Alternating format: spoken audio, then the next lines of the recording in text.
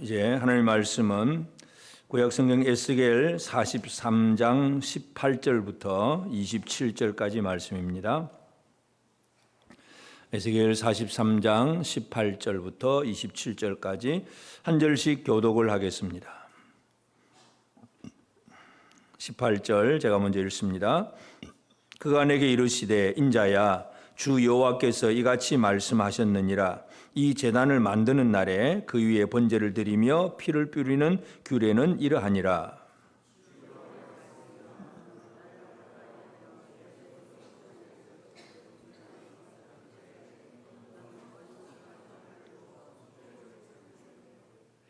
네가 그 피를 가져다가 제단의 네 뿔과 아래층 네 모퉁이와 사방 가장자리에 발라 속죄하여 제단을 정결하게 하고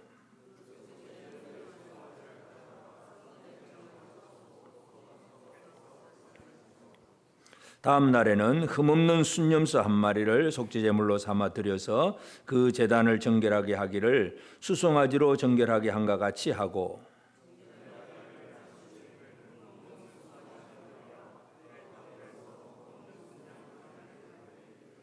나 여호와 앞에 받들어다가 제사장은 그 위에 소금을 쳐서 나 여호와께 번제로 드릴 것이며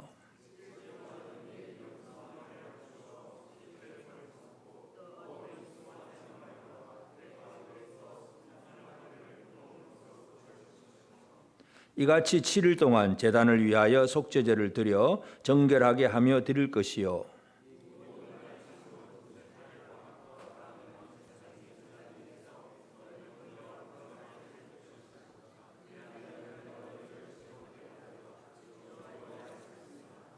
아멘.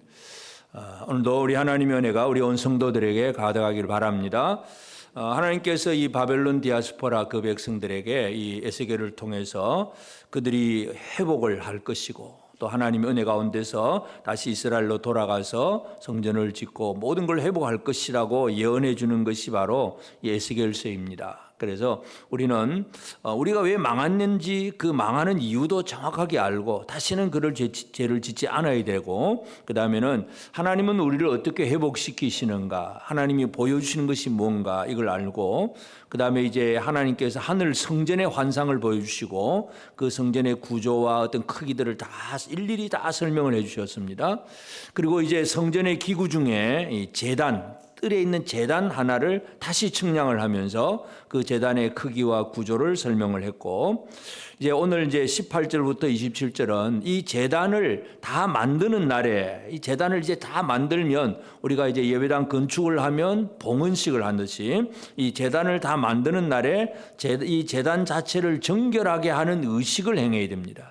이걸 제단 봉헌식 이렇게 이름도 지을 수가 있는데 이 제단을 잘 이렇게 봉헌을 하고 하나님 앞에 잘 드리면 그 다음에 마지막 결론이 뭐냐 하면 마지막 27절에 보면 그리하면 내가 너희를 즐겁게 받으리라. 내가 너희를 즐겁게 받으리라. 주 여호와의 말씀이니라.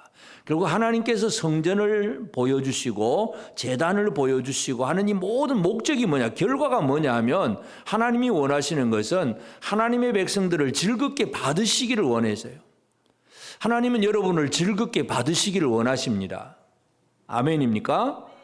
하나님은 나를 즐겁게 받으시기를 원하시는데 무엇을 통해서 즐겁게 받으시느냐 그것이 바로 제단을 통해서 즐겁게 받으신다는 것 이것을 우리가 기억을 해야 됩니다. 그래서 사람들이 즐겁게 생각하는 것 하나님이 즐겁게 생각하는 것 이것은 차원이 잘 다릅니다. 지난 주간 우리가 그 뉴스를 보시면 다 알겠지만 참 한국 사람이 노벨 문학상을 받았다. 저는 처음에 그 타이틀을 보고 야 우리 한국 사람 대단하다 하는 그런 생각이 들었습니다. 근데 알고 보니까 그 책이 경기도 교육청에서는 청소년 유해 도서로 지정된 책이었어요. 그럼 결국은 뭐냐 하면 이 노벨상을 수상하는 그 심사위원들 이게 바로 세상 사람들의 시각이잖아요. 세상 사람들의 시각은 야 이게 진짜 우리가 상 줘야 될 책이다 그렇게 생각을 하고 상을 주는 거예요.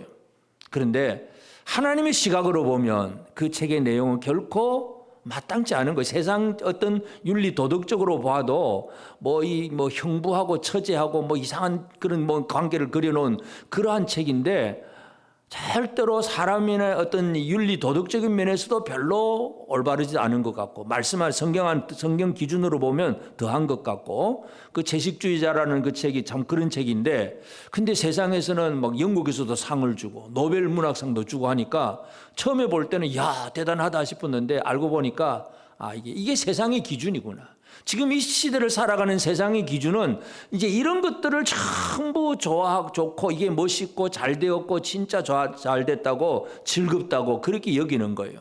하나님이 즐겁게 여기시는 것과 세상이 즐겁게 여기는 것과는 차원이 전혀 다르다는 것, 우리가 이것을 꼭 기억을 해야 됩니다. 그래서 우리는 세상의 상을 안 받아도 괜찮습니다. 하나님이 즐겁게 받으시는 그런 사람으로 살아가는 것, 이것이 오늘 우리 시대에 우리 성도들, 하나님 나라 백성들이 가져야 될 분명한 태도입니다. 그래서 하나님께서 이 바벨론 디아스포라 사람들에게 내가 너희를 즐겁게 받으리라, 처음에 막 쫓아냈지만 이제는 즐겁게 받겠다고 말씀을 하는데, 무엇을 통해서 즐겁게 받으시는가? 성전, 그리고 제단, 바로 그 얘기. 그러면서 이제 제단도 그냥 뭐 아래층, 위층 이렇게 막 그렇게 만들어 놓은 그것만 되는 것이 아니라 이 제단 자체를 정결하게 하는 봉헌 예식을 7일 동안 행합니다. 그것이 오늘 본문의 말씀인데, 그래서 하나님은 이 제단을 정결하게 하는 그 과정 속에서 무엇을 말씀하고 있는가, 어떻게 정결케 하시는가, 이걸 우리가 보면서 우리가 하나님 앞에 즐겁게 받게 되는 그런 백성이 되려고 하면 과연 나는 어떤 삶을 하나님이 요구하고 계시는가, 이것을 깨닫는 우리 모두가 되어지길 바랍니다.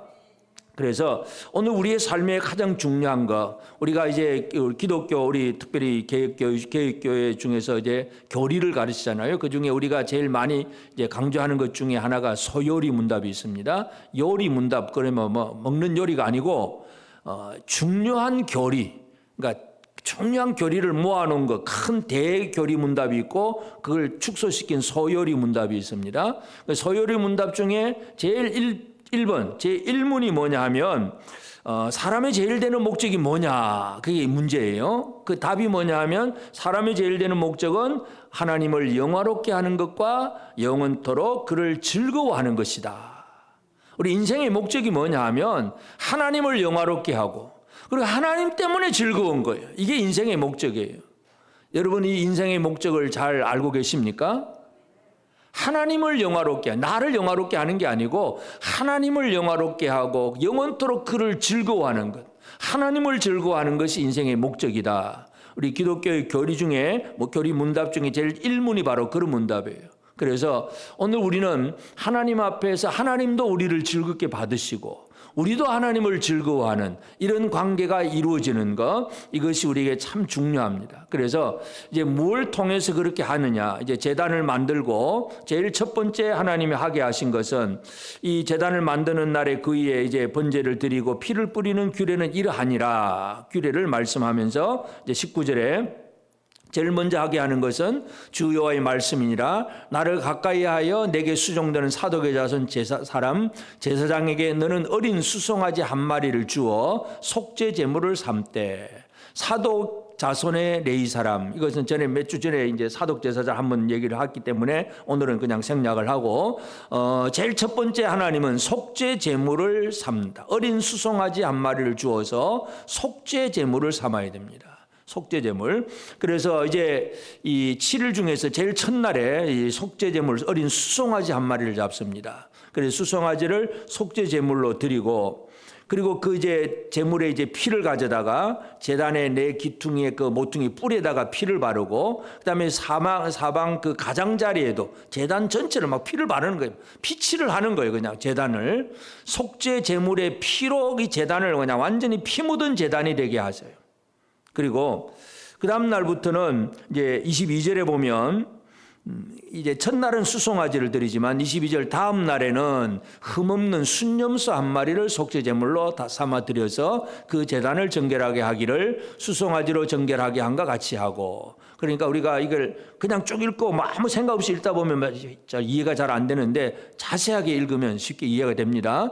첫날에는 수송아지를 속죄제물로 잡아서 하나님 앞에 드리고, 그 다음 날부터는 7일 동안입니다. 그 다음 날부터는 흠없는 순염소 한 마리, 수송아지와 순염소 이 차이가 있습니다.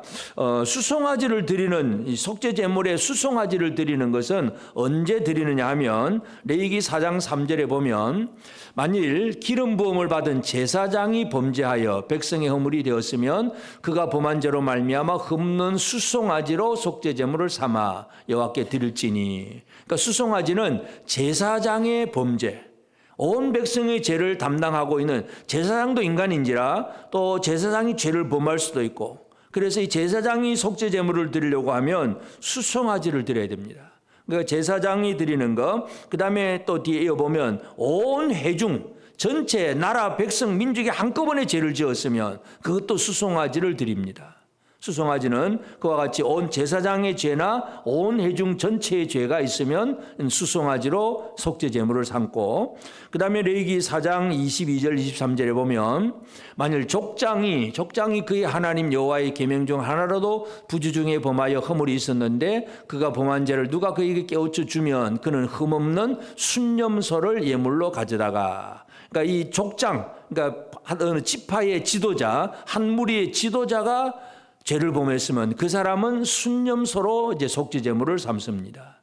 그러니까 수송아지를 드리는 것과 순염소를 드리는 것을 가만히 보면 나라 백성 전체의 죄를 지금 다 속한다는 그런 개념이에요. 온 회중, 제사장의 죄, 그 다음에 이제 7일 동안은 순염소를 매일매일 드리면서 족장들의 죄악까지 이런 것들을 다 하나님 앞에 드리는 것이 바로 속죄 제물인데, 그래서 하나님은 제일 먼저 이 제단을 이제 만들게 하시고 제단을 봉헌하게 할 때에 속죄 제물을 드리게 하십니다. 속죄 제물. 그래서 그 피를 제단 뿔에 바르고 제단 사면 모퉁이 막 가장자리에 완전히 막 피칠을 하는 거예요. 피칠을. 그래서 제단을 피 묻은 제단이 되게 하시는 거.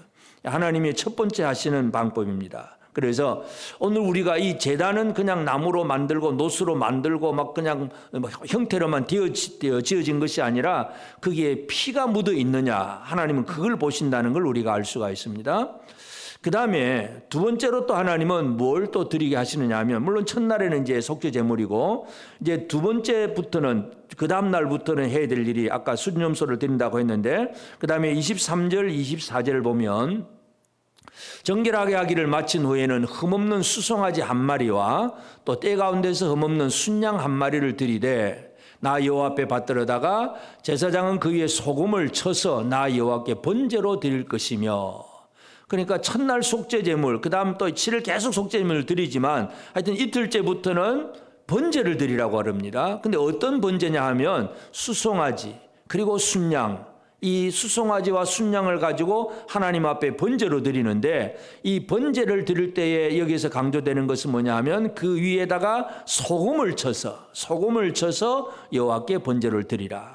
그러니까 이튿날부터는 속죄 제물도 드리고 번제도 드리고 그 얘기예요. 첫날은 속죄 제물만 드리고 수송아지 속죄 제물 드리고, 둘째 날은 순염소 속죄 제물, 그 다음에 번제물로 수송아지와 순양, 이렇게 지금 계속 같이 속죄제와 번제를 같이 드리는데, 특별히 번제물을 드릴 때에는 바로 소금을 친다. 이 소금이 뭐냐는 것도 우리가 한번 기억하고 넘어가야 됩니다. 민수기 18장 19절에 보면 이스라엘 자손이 여호와께 거제로 드리는 모든 성물은 내가 영구한 몫의 음식으로 너와 네 자손에게 주노니 이는 여호와 앞에 너와 내 후손에게 영원한 소금 언약이니라. 영원한 소금 언약이니라. 우리가 그냥 맛으로 짠 소금인데 이 소금의 특징이 뭐냐 하면 불변입니다. 불변. 소금이 결정체로 되어 있어도 짜고 녹아서 소금물이 되어서도 짜고 변함이 없어요. 그 맛은 어떤 상황 속에서도 변함이 없는 것이 바로 소금. 그래서 소금을 상징으로 해서 번제물 위에다가 소금을 뿌려서 하나님 앞에, 이 번제라는 것은 다 불태우는 거예요. 전체를, 이 고기 전체를 잡아가지고 다 온전히 불태우는 것이 번제인데, 오직 하나님께 영광 돌리는 것, 이것이 바로 번제인데 그 번제에 소금을 치라. 결국은 하나님은, 이 번제를 받으시는 하나님은 7일 동안 계속해서 그 소금을 치는 번제를 하나님은 흠양하시는 하나님이세요. 다시 말해서 이 번제를 받으시는 하나님은 영원히 하나님의 백성들과의 언약을 기억하고 계신다는 것. 하나님은 우리에게 영원히 언약을 기억하고 계시는 하나님이십니다. 우리는 하나님과의 언약을 자꾸 잊어버리고 삽니다. 그런데 하나님은 계속 기억하고 계시겠다고 하는 것이 7일 동안 번제를 계속 드리게 하고 그 번제물에 소금을 쳐서, 그래서 변함없는 하나님의 언약, 이것을 강조하는 것, 이거 우리가 이해할 필요가 있습니다. 그래서 하나님은 소금 언약을 기억하시고 변함없이 우리와 함께 하신다는 얘기입니다. 하나님은 변함이 없는데 우리 사람이 항상 문제라는 거, 이거 우리가 꼭 기억을 해야 됩니다. 오늘 새벽에도 우리가 창세기 17장을 읽었는데요, 하나님께서 이 아브라함에게 99세 때에 나타나잖아요. 나는 전능한 하나님이다 하고 나타나면서 너는 내 앞에서 완전하라. 하나님은 전능하다고 표현했는데, 그러면서 이제 내가 내 아들 사라가 이제 아들을 낳을 것이다 하니까 아브라함이 속으로 웃는 거예요. 설마 내가 100세인데, 그리고 내 아내 사라는 90세인데 어떻게 아들을 낳는데? 하나님 이상한 하나님이다. 속으로 웃고 있어요. 하나님은 전능한 하나님인데 그 하나님이 언약을 주시는데 우리는 우리 기준으로만 생각을 하는 거예요. 이건 안 될 거야. 내가 100세인데 아내가 90세인데 무슨 아들을 낳아. 안 돼. 늘 우리는 이런 수준으로 살고 있는 거예요. 하나님은 전능하신 하나님인데, 전능하신 하나님은 우리와 언약을 계속 기억하고 계시는데 우리는 언약을 자꾸 잊어버리고 살고 있어요. 내 기분, 내 감정, 내 어떤 인간관계 여기에 매여가지고 이러쿵저러쿵 이 소리 저 소리 잔소리나 하고 하나님을 잊어버린 일들이 너무나 많아. 이게 바로 우리 시대의 모습이에요. 아브라함 모습뿐만이 아니라 우리의 모습도 똑같아요. 오늘 우리는 하나님은 7일 동안 번제를 드리게 하고 그걸 홀로 영광 받으시면서 소금을 치라고 하셨다는 거, 이거 우리가 꼭 기억을 해야 됩니다. 하나님은 절대로 언약을 잊어버리시는 분이 아니십니다. 우리가 잊어버려서 늘 문제가 생기는 거예요. 하나님과 나 사이에 어떤 언약이 있는가 다시 한번 살펴보기를 바랍니다. 여러분은 전능하신 하나님과 언약이 있으십니까? 그러면 그 언약이 있는 전능하신 분과 언약이 있는 사람으로서 염려, 근심, 걱정하고 삽니까? 안 하고 사십니까? 안 하고 삽니까? 몸이 아프다, 자식이 아프다, 사업이 잘 안 된다, 늘 염려, 스트레스, 근심, 걱정이야. 전능하신 하나님 늘 이름은 부르면서도 하나님을 절대로 신뢰를 안 하는 것, 이것이 바로 우리 시대의 모습이기도 해요. 전능한 하나님은 7일 동안 번제를 드리게 하고 그 모든 걸 계속 영원한 언약, 소금을 쳐서 기억하시는 하나님이십니다. 그리고 그 다음에 이제 7일 동안 한 다음에 마지막 27절에 보면 이 모든 날이 찬 후 이제 제8일에 8일과 그 다음에는 그렇게 표현합니다. 뭐냐면 8일부터 시작하는 거예요. 그 다음 계속되는 것을 얘기합니다. 8일과 그 다음에는 제사장이 제단 위에서 너희 번제와 감사제를 드릴 것이다. 이제는 번제와 감사제가 계속 제8일부터 계속 드려지게 한다. 그리하면 내가 너희를 즐겁게 받으리라. 하나님 그렇게 말씀합니다. 그러면 여기서 이제 감사제라고 하는 것은 다른 표현으로는 이제 감사로 드리는 화목제를 얘기합니다. 감사로 드리는 화목제. 레위기 7장 15절에 보면 감사함으로 드리는 화목제물의 고기는 드리는 그날에 먹을 것이요 조금이라도 이튿날 아침까지 두지 말 것이니라. 화목제가 이제 감사함으로 드릴 수도 있고 또는 서원함으로 드릴 수도 있어요. 하나님 앞에 내가 서원하면서 화목제 드리기도 하고 감사해서 화목제를 드리기도 합니다. 그래서 이제 감사함으로 화목제를 드리는 날에는 드리는 그 제물을 이튿날까지 남겨두면 안 됩니다. 당일에 다 먹어야 됩니다. 자, 우리가 이제 감사함으로 화목제물을 가져왔는데 좀 가난한 사람은 소 한 마리 드리기는 쉽지 않지요. 어린 양 한 마리 이렇게 가져올 수 있습니다. 좀 힘 있는 사람은 내가 하나님 감사합니다 하고 소 한 마리를 끌고 왔습니다. 이제 한번 단순하게 계산을 해보면 소가 한 500kg짜리를 끌고 와서요. 500kg짜리 소를 끌고 와서 화목제로 드립니다. 그러면 불태우는 부분은 그 내장에 붙은 기름이나 콩팥이나 이런 것만 불태우고 나머지 고기는 사람들이 다 먹어야 돼요. 당일에 다 먹어야 됩니다. 500kg짜리 그 소를 끌고 오면 흔히 그를 이제 정육률 그렇게 표현하면 정육률 뭐냐 하면 먹을 수 있는 고기 부분은 몇 퍼센트냐 얘기인데 대부분 한 60%로 잡는다 그럽니다. 500kg짜리 소를 끌고 오면 먹을 수 있는 고기 부분은 한 300kg를 먹을 수 있는 부분, 나머지는 뼈나 뭐 이런 것들 다 이제 부산물 버리고 그 다음에 300kg를 사람들이 먹는데 부자가 화목제물로 이제 소 한 마리를 끌고 와서 먹을 수 있으면 300kg를 먹어야 됩니다. 우리가 고깃집에 가서 보통 1인분 하면 몇 그램 줍니까? 100g, 200g 그 정도야. 한 200g으로 잡으면, 자, 1인분 200g으로 잡으면 300kg를 먹으려면 몇 사람이 먹어야 됩니까? 빨리 계산이 되십니까? 300kg를 200g씩 먹으려고 하면 1,500명이 등장해야 됩니다. 소 한 마리를 화목제물로 드리면 단순 계산해서 1,500명이 먹어야 그것을 빨리 해결을 할 수가 있습니다. 화목제라는 얘기는 하나님이 왜 화목제를 드리게 하셨느냐? 소 한 마리를 드리고, 물론 이제 뭐 어떤 사람은 양을 드리기 때문에 더 숫자가 적을 수도 있긴 하겠지만 하여튼 그것을 이튿날까지 남겨두면 안 되는 거예요. 그날 당일에 다 먹어야 돼요. 당일에. 그래서 뭐 두 끼, 세 끼를 먹는다고 하더라도 적어도 몇백 명이 먹어야 그 소 한 마리를 소화시킬 수가 있는 거예요. 하나님이 그런 화목제를 드리게 하세요. 그러므로 내가 늘 즐겁게 받으리라. 그리하면 즐겁게 받겠다. 하나님 그렇게 말씀을 하고 있습니다. 그래서 하나님을 향한 감사, 이 감사가 제8일과 그 다음에는 계속 이루어지는 그런 제사, 이것이 바로 이 제단을 하나님 앞에 정결하게 하는 번제의 규례입니다. 번제의 규례. 그래서 제일 첫날 수송아지 속죄 제물을 드리고 그 다음 날부터는 순념소를 속죄 제물로 드리고 그 다음에는 번제물로 이제 소금 쳐서 이제 수송아지와 또 순양을 드리고 그리고 7일 동안 그렇게 행한 다음에 제 8일부터는 이 번제와 또 감사의 제사를 드린다는 것. 감사와 화목제. 화목제는 결국은 이웃과의 나눔이에요. 나눔. 이 나눔을 통해서 이 제단이 정결하게 완성된다는 것. 그 규례를 설명을 하고 있습니다. 그래서 하나님 앞에 우리가 어떻게 즐겁게 받으시는 그런 사람이 될 수가 있느냐. 하나님이 제단을 정결하게 하는 그 규례와 절차만 보면 하나님이 뭘 원하시는가를 우리는 이해할 수 있습니다. 여러분 지금 설명해 드린 것 가지고 여러분이 기억이 되십니까? 내가 하나님은 이거 원하시는구나. 기억이 되십니까? 제일 첫 번째가 뭐예요? 속죄 제물, 속죄, 죄를 속하는 것. 내가 죽어야 되지만 내 대신 누군가 대신 죽으시는 그 피의 값으로 내가 하나님 앞에 용서함 받은 깨끗함 받은 자로 하나님 앞에 드려지는 것. 그 다음에는 번제물, 온전히 불태워서 오직 하나님 앞에 영광을 돌리는 것. 그 다음에 화목제, 많은 형제들과 함께 나눔의 생활들, 함께하는 일들, 이런 것들을 하나님이 원하시는 거예요.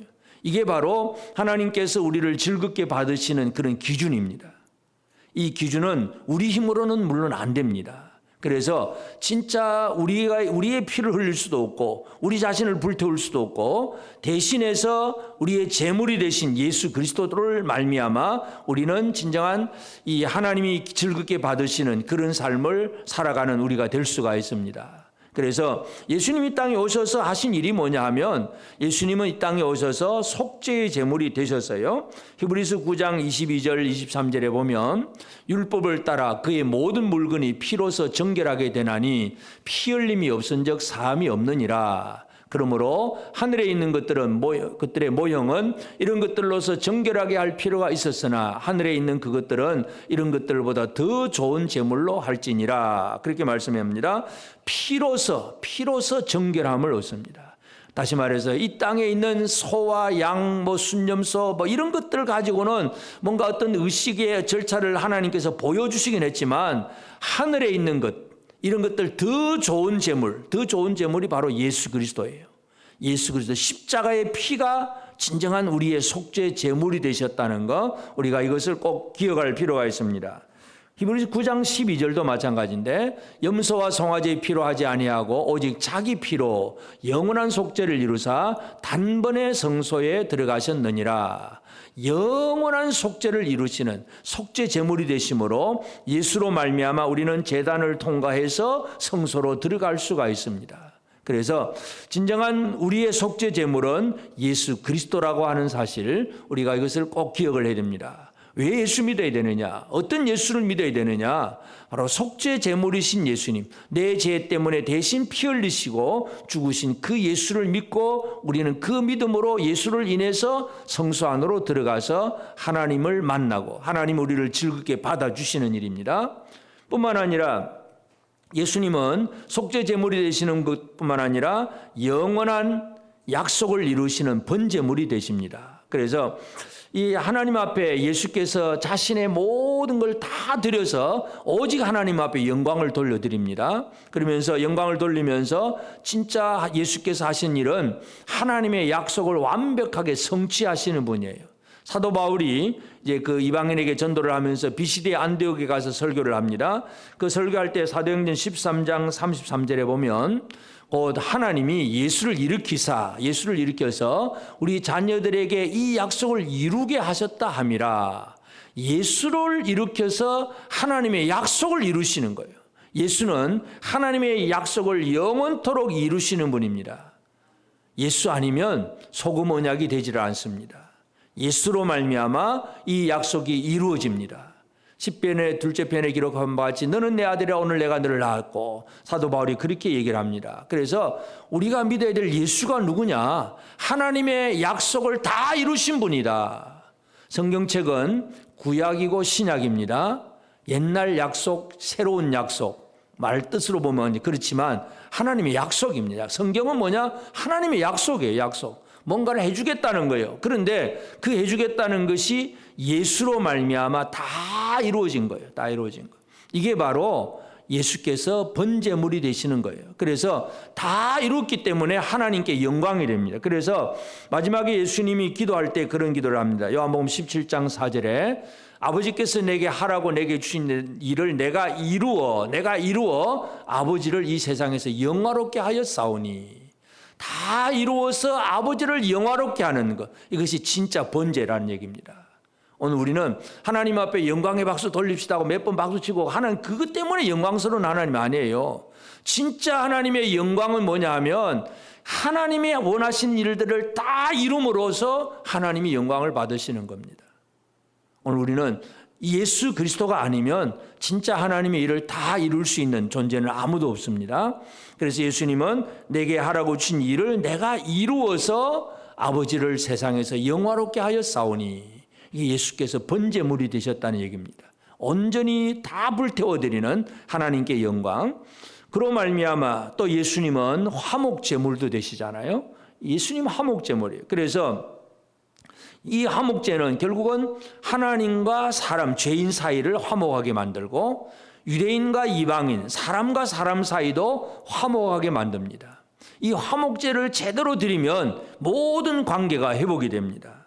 에베소서 2장 16절에 또 십자가로 이 둘을 한 몸으로 하나님과 화목하게 하려 하심이라. 원수된 것을 십자가로 소멸하시고, 십자가로 이 둘을 한 몸으로, 유대인과 이방인을 한 몸으로 하고 그 다음에는 또 하나님과 화목하고, 이게 바로 십자가로 하는 일입니다. 원수된 것을 십자가로 소멸하시고. 오늘 우리는 이 땅 위에 많은 관계들이 깨어지고 부서지고 파괴되는 그런 일들이 많습니다. 그러나 화목제라고 하는 것, 예수 그리스도는 십자가의 피로서 모든 관계를 화목하게 하셨어요. 그래서 예수님이 제일 많이 강조하시는 거, 이 화목의 관계인데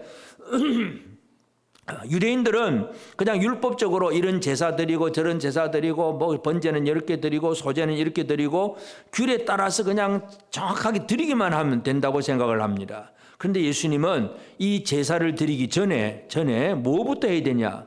예수님이 강조하신 것은 마태복음 5장 23절 24절에 보면, 그러므로 예물을 제단에 드리려다가 거기서 내 형제에게 원망 들을 만한 일이 있는 것이 생각나거든 예물을 제단 앞에 두고 먼저 가서 형제와 화목하고 그 후에 와서 예물을 드리라. 여러분, 하나님은 뭘 원하시는지 정확하게 우리는 깨달아야 됩니다. 사람들과의 관계가 깨어진 상태에서 하나님 앞에 주님 영광 받으시옵소서 해봐야 하나님 전혀 미동도 하지 않으십니다.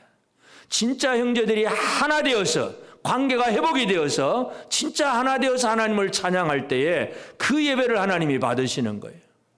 오늘 우리는 하나님께서 뭘 원하시는가를 잘 이해해야 됩니다. 하나님은 그리하면 즐겁게 받으리라. 즐겁게. 화목제를 드리면 즐겁게 받으리라. 이것을 우리가 기억해야 됩니다. 그래서 감사함으로 드리는 이 화목제, 이 제사는 제8일과 그 다음에는 8일만 드리는 게 아니고 계속해서 제8일과 그 다음에 계속해서 드릴 제물이 바로 화목제물이라는 것, 이것을 우리가 이해를 해야 됩니다. 그래서 예수 그리스도의 십자가는 속죄, 우리 피를 속하는 속죄의 제물도 되시고 하나님께 영광 돌리는 번제물도 되시고 우리의 모든 관계를 회복하는 화목제물도 되십니다. 다시 말해서 화목의 관계가 잘 이루어지지 않고 있다는 얘기는 뭐냐 하면 아직 예수를 잘 못 믿고 있다는 얘기와 똑같습니다. 진짜 너와 나 사이에 화목 예수가 진짜 계신다면 우리 사이에는 관계가 회복될 수밖에 없어요. 예수가 없이 뭔가 이런저런 다른 방법으로 하려고 하니까 잘 안 됩니다. 예수 안에서 진정한 화목이 이루어집니다. 인간적으로 서로 이제 우리 잘해봅시다 악수 한번 했다고 그래 다 되는 게 아니고 진짜 예수가 화목제물이신 예수의 그 피의 공로로 오늘 우리는 사람과 사람 사이, 하나님과 사람 사이의 모든 관계가 회복이 된다는 거, 이것을 우리가 이해를 해야 됩니다. 그러므로 이제 오늘 우리는 하나님이 즐겁게 받으시는 그런 사람이 되는 것, 그렇게 사람으로 살아가는 것, 이것이 우리에게서 지금도 중요합니다. 하나님은 그 바벨론 디아스포라들에게 그리하면 내가 너희를 즐겁게 받으리라 그렇게 말씀을 합니다. 오늘 우리는 하나님이 즐겁게 받으시는 우리 성도들의 삶을 꼭 살아내기를 바랍니다. 어떻게 하면 하나님 앞에 우리는 즐겁게 받으시는 사람이 되느냐? 첫 번째, 오늘 우리는 이미 예수 믿는 자로서 죄의 속함을 받은 사람들입니다. 이미 예수의 십자가의 피로 우리는 정결함을 받은 사람들입니다. 다시 말해서 구원의 확신, 사죄의 확신을 품고 하나님 앞에 나아가는 생활, 이것이 우리가 해야 할 일입니다. 그래서 정결한 자가 되었으니까 정결한 자로서 하나님 앞에 나아가는 이 삶을 우리가 살아가야 됩니다. 히브리서 10장 22절, 우리가 마음의 뿌림을 받아 악한 양심으로부터 벗어나고 몸은 맑은 물로 씻음을 받았으니, 악한 양심으로부터도 벗어났고 맑은 물로 씻음도 받았으니 참 마음과 온전한 믿음으로 하나님께 나아가자.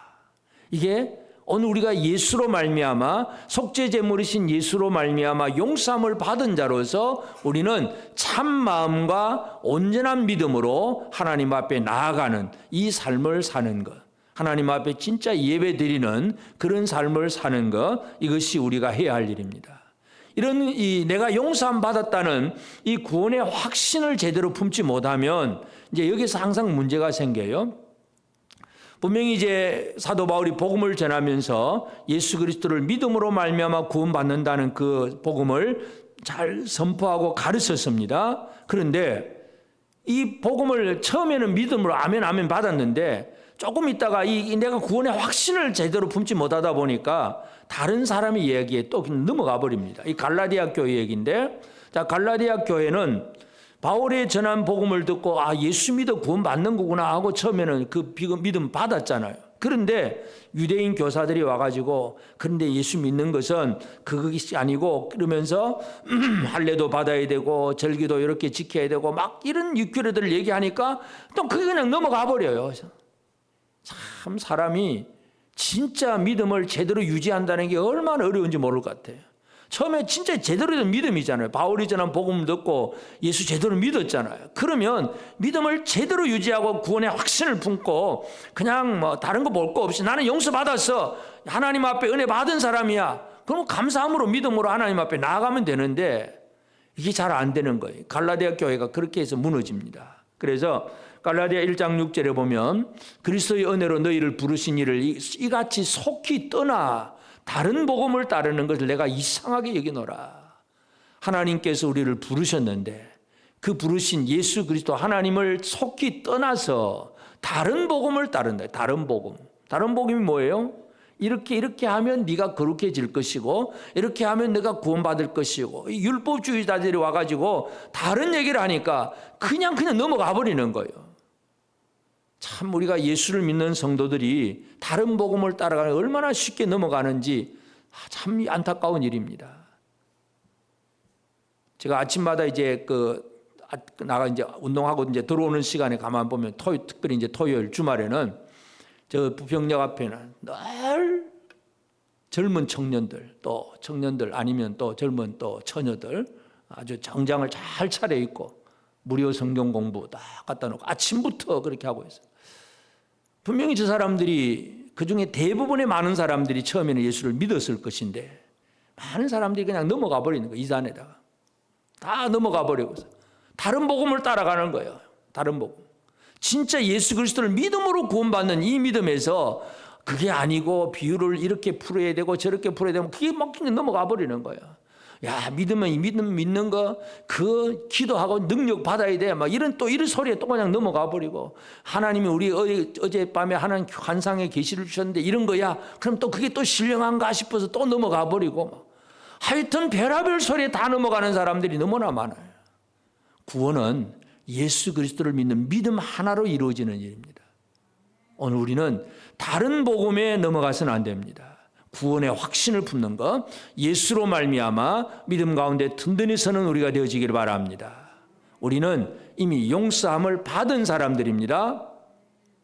옆 사람에게 한번 얘기합시다. 너무 아멘이 약해. 당신은 예수 피로 깨끗하게 씻음 받은 사람입니다. 다른 뻘짓 안 하시기를 바랍니다. 그냥 용서받고 구원의 확신을 가지고 믿음으로 살아가면 되는데 자꾸 인간적인 생각이 들어가는 거예요. 아까도 말했지만 아브라함도 마찬가지였어요. 하나님과 언약을 맺었잖아요. 막 재물 쪼개고 막 그렇게 횃불이 지나가고 막 그렇게 해놓고도 하나님 전능하신 하나님이야. 그런데도 불구하고 약속을 하니까 설마 나는 100세고 아내가 90세인데 설마 아들 낳겠냐고 속으로 그냥 웃기만 하고, 이게 바로 오늘 우리 모습인 것 같아요. 진짜 구원의 확신을 품고 믿음 안에 흔들리지 않는 우리 삶이 되어지기를 바랍니다. 그리고 우리는 이 하나님의 영원한 언약을 신뢰하면서 이 번제물을 드리는 것처럼 오직 하나님께 영광 돌리는 삶을 우리가 살아가야 됩니다. 시편 115편 1절에 보면 여호와여 영광을 우리에게 돌리지 마옵소서, 오직 주는 인자하시고 진실하심으로 주의 이름에만 영광 돌리소서. 물론 이 시편의 저자가 분명하진 않지만 그 다윗의 시를 쭉 이어지는 걸 보면 아마 다윗의 시로 우리가 생각할 수도 있는데, 하여튼 다윗은 진짜 왕으로서 영광 받을 만한 사람이잖아요. 자기가 세상에서 높임을 받을 만한 사람인데 뭐라고 고백합니까? 여호와의 영광을 우리에게 돌리지 마옵소서. 우리에게 돌리지 마시고 오직 주의 이름에만 영광을 돌리시옵소서. 여러분, 우리의 삶이 바로 이런 삶을 살아가야 돼요. 이게 바로 제대로 번제를 드리는 생활이에요. 사도 베드로도 마찬가지잖아요. 성전 미문에 앉아있는 그 안전병을 일으킨 다음에 사람들이 막 찾아옵니다. 찾아오니까 베드로가 뭐라고 얘기합니까? 사도행전 3장 12절에 베드로가 이것을 보고 백성에게 말하되 이스라엘 사람들아, 이 일을 왜 놀랍게 여기느냐? 우리 개인의 권능과 경건으로 이 사람을 걷게 한 것처럼 왜 우리를 주목하느냐? 우리가 아니야. 나사렛 예수 그리스도 이름이야. 이 얘기를 하는 것이 바로 베드로예요. 많은 사람들이 실패하는 일이 바로 이와 같은 일입니다. 열심히 일해놓고 뭔가 일이 이루어지면 사람들로부터 인정을 받고 싶고 존경도 받고 싶어. 그런데 인정을 안 해주니까 막 속에서 막 분이 나고, 또 인정해주면 으쓱해가지고 교만해지고, 이게 바로 많은 사람들의 문제인 것 같아요.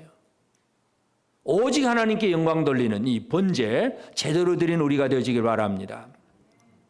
우리가 이제 그 10월 마지막 주일날 우리 한국교회 전체가 그렇게 동성애 반대 집회를 한다고 이제 광화문에서 모인다고 했는데, 우리가 물론 이제 그 악법이 제정되지 않도록 함께 기도하는 거, 이건 당연히 우리가 해야 할 일이기도 합니다만은 제가 염려스러운 게 하나가 있어요. 그게 뭐냐 하면 지금 그렇게 막 모이려고 하는 사람들이 가장 강조하는 게 100만 모입시다, 200만 모입시다 그러거든요. 숫자를 자랑하고 숫자를 내세우는 것은 절대로 하나님의 방법은 아닙니다. 여러분, 하나님은 한 사람을 통해서도 역사하시는 하나님이지 100만 명 모여있다고 일이 이루어지고 200만 명 모여있다고 우리가 승리하고 이런 식으로 나가면 이건 또 영광을 우리가 받게 되는 거예요. 철저하게 하나님께 영광 돌리는 것, 이걸 절대로 잊어버려서는 안 됩니다. 그래서 참 이 교회들이 하는 일들을 보면 뭐 당연히 기도해야 될 제목이긴 하고 함께 모여서 기도해야 되겠다고 그렇게 생각하고 뭐 우리 총회에서도 그렇게 또 이렇게 공문이 내려가긴 하지만 하여튼 우리가 그게 참석하더라도 절대로 여러분이 잊어버려서는 안 되는 거, 사람 숫자의 힘으로 이루어지지 않는 것이다. 하나님의 능력으로 이루어지는 것이다. 이걸 절대로 잊어버려서는 안 되고 오직 하나님께 영광 돌리는 이런 삶을 우리가 살아가야 됩니다. 이것을 절대로 잊어버리면 잘해놓고 실수합니다. 잘해놓고 실패하면 절대로 안 됩니다. 마지막으로 우리는 감사의 화목제로 늘 형제들과 함께하는 그 삶을 살아가야 됩니다. 이 형제와 하나 되는 것, 이 품어주고 함께하는 생활들, 예수님께서 탕자의 비유를 하시고 그 탕자 비유의 핵심은 뭐냐면 물론 탕자가 돌아오는 것도 중요하지만 돌아왔을 때에 아버지는 그를 영접하는데 형은 그 동생을 영접 안 하잖아요. 이게 가장 큰 문제예요. 누가복음 15장 31절 32절에 아버지가 이르되 예 너는 항상 나와 함께 있으니 내 것이 다 내 것이로되 이 내 동생은 죽었다가 살아났으며 내가 잃었다가 얻었기로 우리가 즐거워하고 기뻐하는 것이 마땅하다. 아버지의 기쁨이 뭐냐 하면 그 나갔던 탕자가 돌아와서 그 기쁘다는 얘기예요. 그러면 즐겁게 함께 기뻐해야 되는데 저놈이 우리 집안 재산 말아먹고 진짜 나쁜 놈이고 일도 안 하고 게으름 부리고 그냥 지멋대로 놀던 놈이고 내 안에 아직도 이 동생을 향한 분노와 그냥 비판 정죄 이게 살아있다 보니까 즐거움이 없는 거예요. 하나님은 즐거운데 아버지는 즐거운데 우리는 즐거움을 잃어버리고 살고 있어요. 화목제라고 하는 것은 모든 주변에 있는 사람들과 이 화목의 관계를 이루는 생활입니다. 오늘 우리가 화목제를 제대로 드리는 우리가 되어지기를 바랍니다. 옆 사람과 화목하십니까? 쳐다보시고 이제 두 사람만이 아니라 여러분은 소를 드릴 화목제 소를 드릴 거예요? 양을 드릴 거예요? 소를 드리려면 1,500명의 사람과 화목을 해야 되고 양을 드리면 한 몇백만, 한 200~300명 그 정도만 해도 됩니다. 소를 드리겠습니까? 양을 드리겠습니까? 양을 현실적으로 양이 가깝습니까? 하나님 나는 소의 화목제를 드리겠습니다. 이거 안 되는 겁니까? 좀 크게 가집시다. 통 크게. 소 한 마리를 내가 드리겠습니다. 되겠습니까? 안 되겠습니까? 1,500명과 함께 화목하게 하겠다. 이 각오와 자세를 가지고 진짜 우리 하나님 앞에서 그렇게 살아가는 사람을 하나님이 즐겁게 받으신다는 얘기예요. 우리는 하나님이 즐겁게 받으시는 성도의 삶을 꼭 살기를 바랍니다. 바벨론 디아스포라 사람들이 그들이 포로 생활이고 힘들고 고생이잖아요. 막 다 잃어버리고 진짜 고생하며 살지만 우리는 어떤 사람인가를 하나님이 분명히 말씀합니다. 내가 너희를 즐겁게 받으리라. 옆 사람에게 오늘 설교 제목을 한 번 더 얘기해 줍시다. 내가 너희를 즐겁게 받으리라. 이거 하나님 말씀이에요. 옆 사람이 해준 말이 아니에요. 하나님이 말씀합니다. 내가 너희를 즐겁게 받으리라.